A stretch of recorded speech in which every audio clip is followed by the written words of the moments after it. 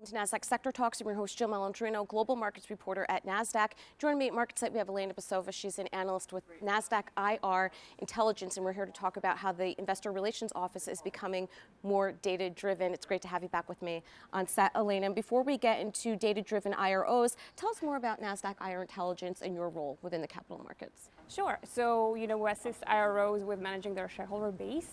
So basically the top 50, top 100, that's our priority, how to maintain those. And then additionally, we help them target, additional investors, those who could be a better fit for their current, the valuation that they're exhibiting and their corporate story and things like that.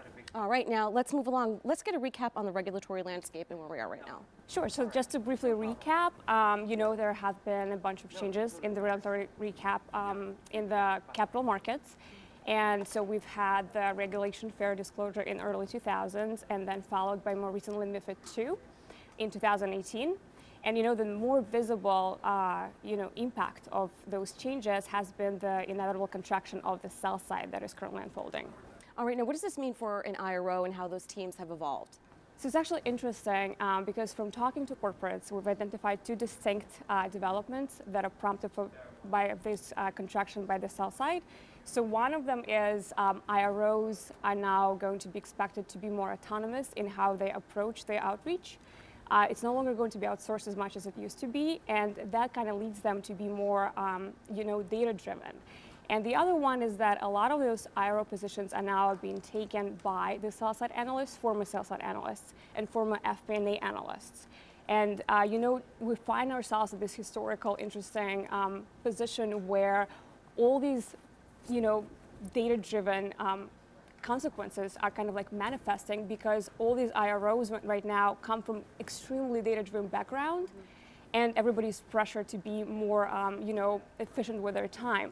And there's another point really worth mentioning here is that IROs who have been holding their positions for a number of years, who don't have this analytical background, are now going to be pressured to be on par with these new counterparts that are stepping in, and they will need to basically become more analytical and Incorporate step up. The process. All right, so how is Nasdaq Advisory, how are you uniquely positioned within this market to help IROs transition? So we're sitting on a lot of data. We're working with 3,500 companies globally, so that's quite a unique position. And our analysts are basically leveraging, all this people data, firm data, events, trends, and best practices to assist IROs to better manage these changes externally and internally. And additionally, Nasdaq has been investing quite a bit in our business to showcase our support, our continued support for corporates and issuers to, better manage this transition that is happening right now. Okay, Elena, thank you as always for joining us at MarketSite. And thank you for joining me for Sector Talks. I'm Jill Malandrino, global markets reporter at Nasdaq.